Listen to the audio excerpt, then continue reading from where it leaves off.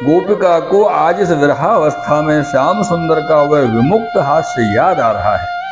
उस समय यह हास्य उसे पुष्प जैसा सुवासित करता था, आज वही उसे घाव पैदा कर रहा है।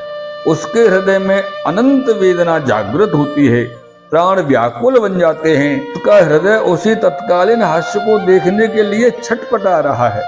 उसकी यह आशा ही दर्द बनकर सामने आकर खड़ी होती है। गोपिका कहती है, हे प्रिय, आपका प्रेम से देखना मात्र भी मेरे मन को व्याकुल बना देता है। किसी भी वस्तु को चार प्रकार से देखते हैं: ईक्षण, निरीक्षण, वीक्षण और परीक्षण। हम यदि मुंबई के किसी भवन की 8वीं या 14वीं मंजिल पर बैठे हैं, जहां नीचे बड़ा रास्ता हो, मोटरों का आना जाना चल रहा है, हम छज्जे पर खड़े खड़े मात्र देखने के लिए ही देखते हैं, कोई विशेष उद्देश्य हमारा होता नहीं है, तो उसे ईक्षण कहा जाता है। किसी अपने ने हमें हमारे यहाँ आने का समय दिया हो और उसकी प्रतीक्षा में हम बार बार ध्यान पूर्वक देखते हैं, बुद्धि और मन की एकाग्रता पूर्वक देखते हैं, वह होता है निरीक्षण। उसे निरीक्षण कहा जाएगा। निरीक्षण में वैविध्य, वैशिष्ट्य, विचित्रता इत्यादि सब कुछ नापने तोलने की इच्छा निहित रहती है। जब आकार और प्रकार को जानने की रुचि होती है, तब हम मन को और बुद्धि को उसमें ओतप्रोत कर देते हैं। एक व्यक्ति डोरबेल बजाता है, तब हम दरवाजा खोलकर देखते हैं, एक व्यक्ति संदेशा देने के लिए आया है।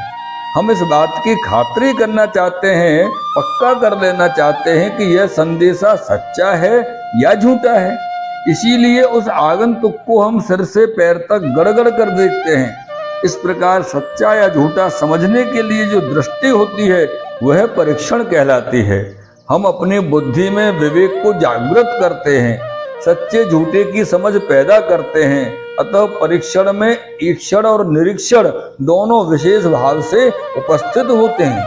वह व्यक्ति आगंतुक जो है समाचार दे जाता है, जो मित्र 10 बजे आने वाले थे वे अब 12 बजे आवेंगे। 2 घंटे का समय हमें ऐसी प्रतीक्षा के समय 2 युगों जैसा लगता है। बराबर 12 बजे हमारे वे जिगर जान मित्र आ ही गए। उन्होंने बटन दबाया, हमने दरवाजा खोला और उनकी ओर भावपूर्वक देखा। यह कहलाएगा वीक्षण। नेत्रों में जब हृदय को पधरा कर देखें तो वह वीक्षण होता है। हमारी आंखों में हृदय के प्रेम को उड़ेल कर जब हम देखते हैं, तब हमारी आंखें वाणी की अपेक्षा कहीं अधिक बोल जाती हैं। अनंत भाव मानो कि छोटे से नेत्रों की गागर में छलक आते हैं। हृदय का प्रेम किसी प्रेम बिंदु के रूप में लुढ़क जाता है। 7 सागर की बूंदें पलकों में समाई हुई होती हैं। बांध कच्चा हो और टूट जाए, उसका नाम वीक्षण अर्थात नेत्रों में संपूर्ण हृदय के भावों को समाविष्ट कर देना, मानो कि 7 समुद्रों के किनारे टूट गए हों। उसी प्रकार नेत्र गोलकों में अश्रु धाराओं का प्रवाहमान होने लगता है और ये वीक्षण कहलाता है। इन प्रेम बिंदुओं के ढलने में अंतःकरण एक अनिर्वचनीय सुख का अनुभव करता है। मेरे प्रिय श्रोताओं, एक अनिर्वचनीय सुख का अनुभव होता है। आप एक बार वीणु गीत को पढ़िएगा। वन विहार करते हुए वृंदावन विहारी वीणु बजाते हुए गौचारण कर रहे थे। वृंदावन के कुंज वन में भगवान विहार कर रहे थे, अपनी वीणु के नाद से संसार को वावरा बना रहे थे। उस समय तो पशु पक्षी भी अपने अपने आवास को छोड़कर दौड़े चले आए। हिरणियां बड़े बड़े नेत्रों को विस्फारित करके श्याम सुंदर की माधुर्यमयी मूर्ति के दर्शन करने के लिए चौकड़ी भरकर वहां पहुंच गई हैं, जहां श्याम सुंदर वेणु नाद में मस्त हो गए थे। हिरणियों के नेत्रों में उनके हृदय के भाव मानो कि बोल रहे थे। प्रणयावलोकई, मूक हिरणियों के हृदय का प्रणय उनके अवलोकन में अर्थात दृष्टि में आकर बैठ गया है। हिरणी के नेत्रों के साथ जब श्याम सुंदर के नेत्रों का तारा मैत्रिक हुआ, तब सदयावलोकई, दयानिधि की दया करुणा के रूप में नेत्रों से प्रकट हो गई। जैसे कोई बदली बरस पड़े और उसी प्रकार मेघ श्याम के नेत्रों से करुणा बिंदु झर गए हैं। ऐसे बिंदुओं में कभी किसी तप्त जीवन को स्नान करने का अवसर मिल जाए तो उसका जीवन धन्य हो जाता है। यह गोपियां कहती हैं, श्याम सुंदर आपका वह वीक्षण, आपकी वह अनुराग भरी दृष्टि, आज जबकि आप हमारे नेत्रों से ओझल हो गए हैं तो वह हमें क्षोभ उत्पन्न कर रही है। जिस प्रकार जल के बिना मछली छटपटाती है, इसी प्रकार हमारे नेत्रों रूपी मछलियां आपके उन कुटिल कटाक्षों को देखने के लिए तरस रही हैं। हे श्याम सुंदर, प्रत्यक्ष भूयताम, हमारे समक्ष प्रकट हो जाइए और हमें दर्शन दीजिए, हमें दर्शन दीजिए। ते विहरणम ध्यान मंगलम, गजगति की चाल से आपका चलना हमारे लिए मंगल ध्यान रूप है। आप ललित त्रभंगी बनकर, लटकारे लालन बनकर बार बार नाचते कूदते वृंदावन में आते हैं। उसका स्मरण हमारे चित्त की शांति को हरण कर लेता है। यह सब हमारे लिए दर्शन मंगल है। यद्यपि हमारे ध्यान को आपकी नखराली चाल मंगल रूप बनाती है, तथापि आपके दर्शन की लालसा हमारे हृदयों में उत्कट बन गई है, अतः हमारे प्राणों को व्याकुल बना देती है। यह गोपिकाएं कहती हैं, श्याम आपने एकांत में हमें जो ज्ञान युक्त वाणी सुनाई थी, वह वाणी भी हमें व्याकुल बना रही है। कलिलताम मनोकांत गच्छति, यद्यपि यह प्रसंग आगे आने वाला है मेरे प्रिय श्रोताओं, तथापि इसी प्रकार की बात यहाँ भी गोपिकाएं भगवान से कह रही हैं। वह नो मनो क्षोभयंती ही, हे कपटी हमारा मन क्षुब्ध हो रहा है। गोपिकाओं ने भगवान को संबोधन किया है कुहक। प्रेम में ही भगवान को ऐसा वैसा भी बोला जा सकता है, महात्मा में नहीं। कुहक अर्थात कपटी। हे कृष्ण आप कपटी हैं, हमारे नेत्रों से दूर हटकर हमारे प्राणों में प्रेम पिपासा को जागृत कर रहे हैं।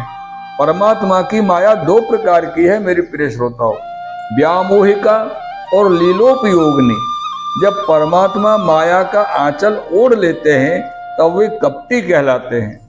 जब व्यामोह का माया आती है तब जीव परमात्मा को भूल जाता है। जब भगवान लीलोपयोगी माया से आवृत्त हो जाते हैं तब जीव प्रभु के सन्मुख हो जाता है, परंतु भगवान को भगवान के रूप में नहीं पहचानता। इसीलिए भगवान लीलोपयोगी वस्त्र ओढ़ लेते हैं, जिससे प्रेम में महात्म ज्ञान का विक्षेप न आ जाए और परम भक्त को परम भक्ति का पूरा पूरा आस्वाद प्राप्त हो सके। भगवान को भी ऐसी इच्छा होती है, मैं भगवान नहीं भक्त का अपना बन जाऊं। बड़े आदमी का यही बड़प्पन है जी, कि वे अपना बड़प्पन छोड़ देते हैं। छोटे व्यक्ति की यही लघुता है कि अपनी लघुता को वह संभाल के रखे।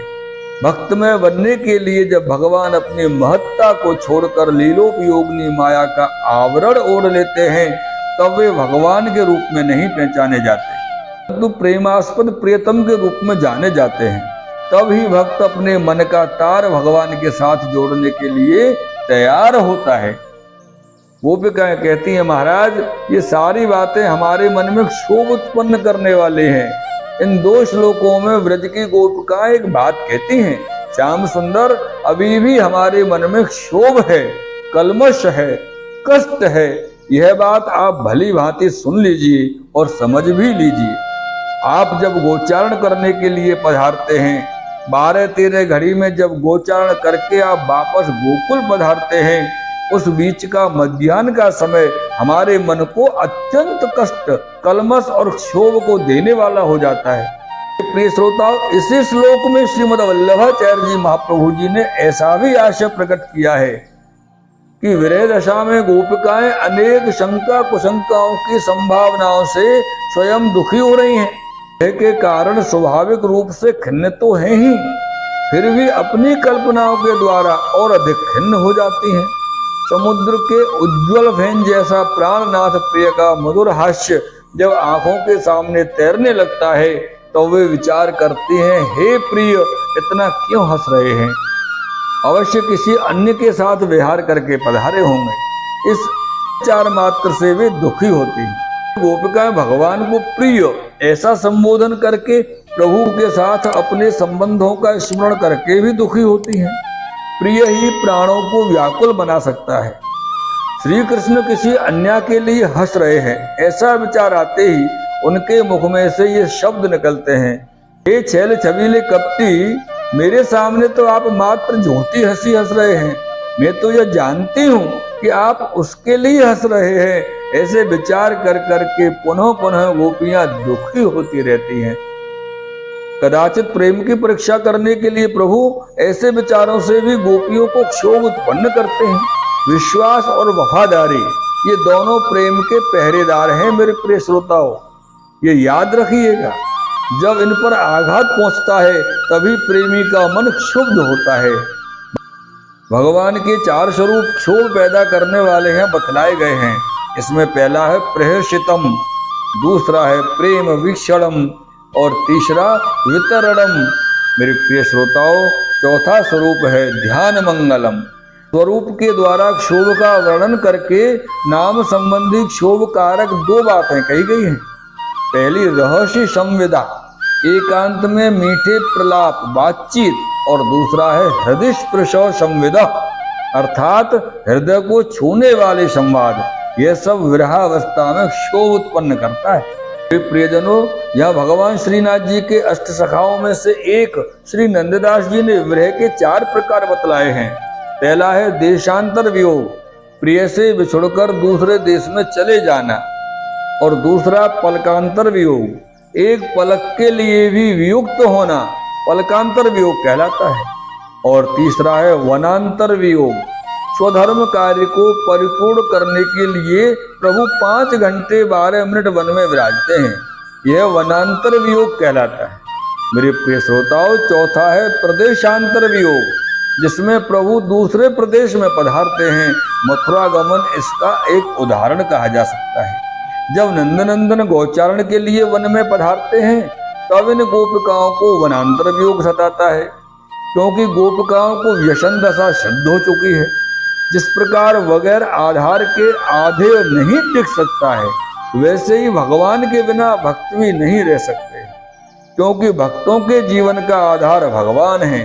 क्षण भर के लिए भी यदि भगवान दूर हो जावे तो भी आधे रूपी भक्त आकुल व्याकुल हो जाते हैं। अतः आगे आने वाले श्लोक में गोपिकाएं इस वनांतर वियोग की निवृत्ति के लिए भगवान से प्रार्थना करेंगी। मेरे प्रिय श्रोताओं, यहाँ श्री सूरदास जी का एक बड़ा सुंदर पद है, उससे आप श्रवण कीजिए और उसका आनंद लीजिए। बिनु गोपाल वैरिन भई कुंजे, तब ये लता लगत अति शीतल, अब भई विषम ज्वाल की पुंजे। वृथा बहती यमुना खग बोलत, वृथा कमल फूलत अल गुंजे। सूरदास प्रभु को मग जोवत, अखियां भई अरुण ज्यों गुंजे, अखियां भई अरुण ज्यों गुंजे। मेरे प्रिय श्रोताओं, यहाँ श्री गोपी गीत के 10वें श्लोक का विश्राम आपने श्रवण किया, और आगे आने वाले भाग में आप 11 अर्थात 11वें श्लोक का भाव और श्लोक को श्रवण करेंगे। शिवल्लभाधीश की जय हो।